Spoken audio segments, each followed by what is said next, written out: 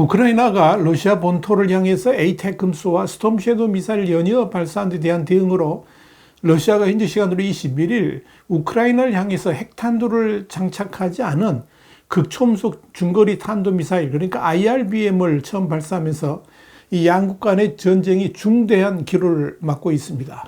Y타임스가 이 문제를 짚어봤습니다. 지금 시작합니다.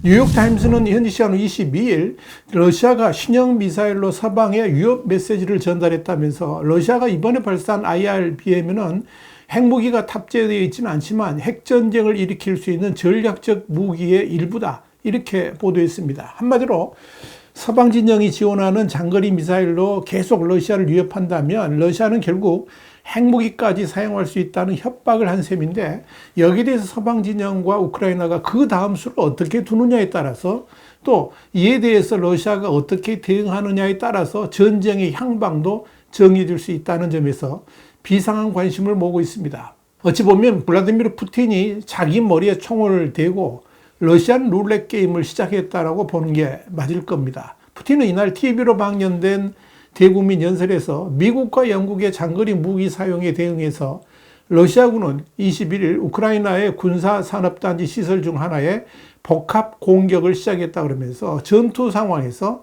최신 러시아 중거리 미사일 시스템 중 하나를 시험했는데, 이는 핵탄두를 장착하지 않은 오레시니크, 그러니까 개암나무를 말하는 거죠. 헤이즐넛입니다. 오레시니크라는 이름의 극초음속 미사일이라고 소개를 했습니다. 그러면서 시험은 성공적이었고 발사 목표가 달성됐다, 이렇게 덧붙였습니다. 푸틴은 이어서 오레시니크에 대해서 초속 2.5에서 3km인 마 10의 속도로 목표물을 공격한다 그러면서 현재 이런 무기에 대응할 수단은 없다. 전 세계에 있는 최신 방공 시스템과 미국, 유럽의 미사일 방어 시스템도 이런 미사일을 요격할 수는 없다라고 강조를 했습니다. CNN은 미국 관리 2명과 서방 관리 1명의 선언을 인용해서 이번 실험용 오레시니크에 MIRV 기술이 탑재됐고, 이런 무기가 전쟁에 사용된 것은 이번이 처음일 가능성이 높다라고 보도를 했습니다. MIRV는 각각의 탄두가 서로 다른 목표물을 타격하기 때문에 기술적으로 요격하기가 매우 어렵습니다.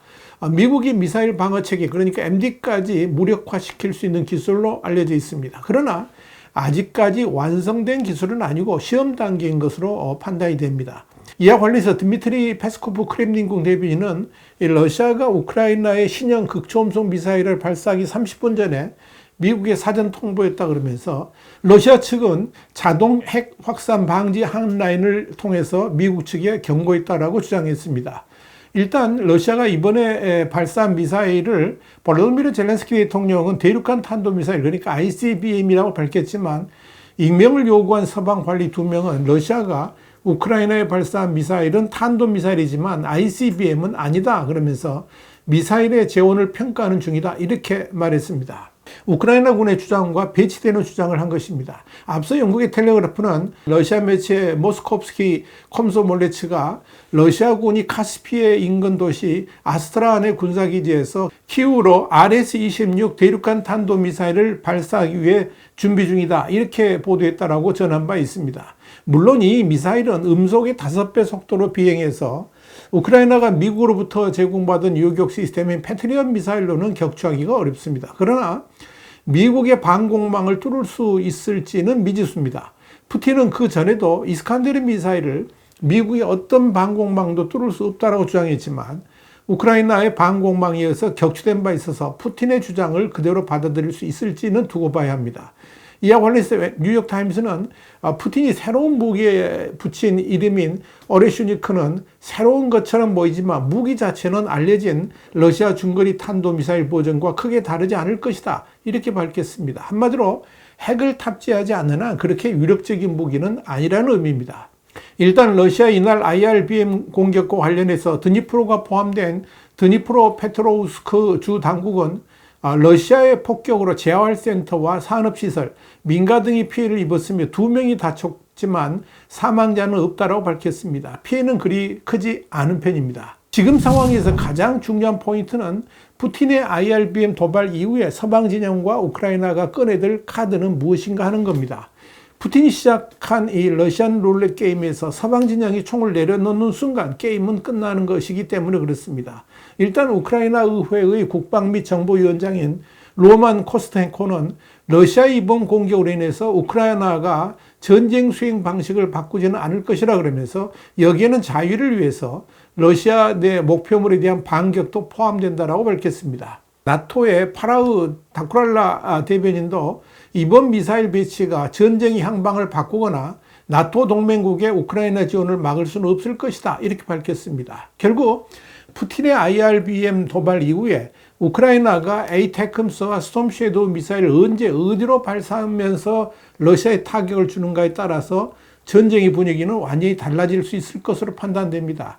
그렇게 우크라이나가 대응했을 경우에 푸틴이 또다시 그 다음 수를 어떻게 치고 나오는가 하는 점도 중요한 관심거리입니다.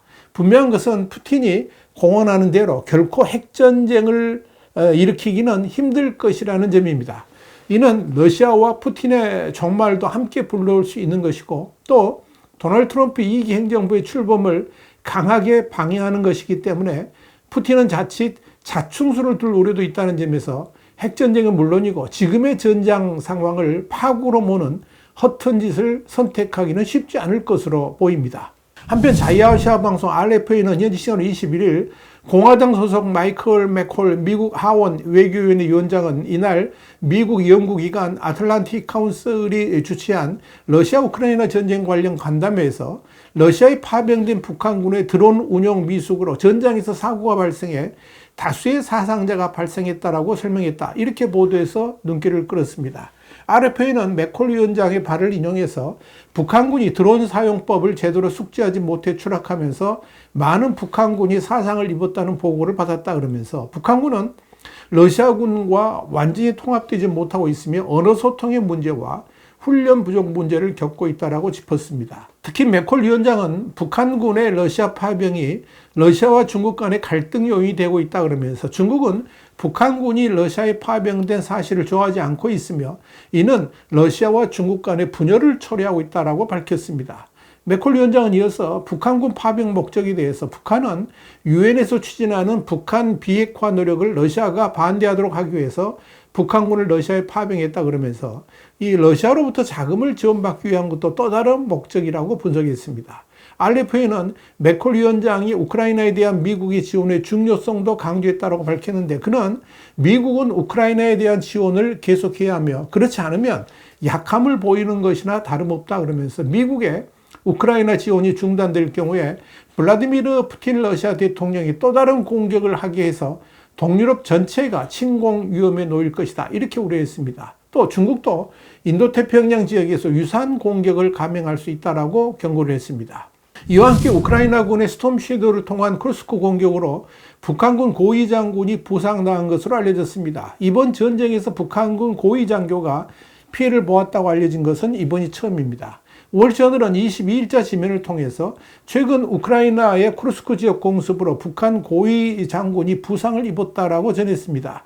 이 북한 장군이 얼마나 심각한 부상을 입었는지 등 구체적인 사실관계는 아직 알려지지 않았습니다.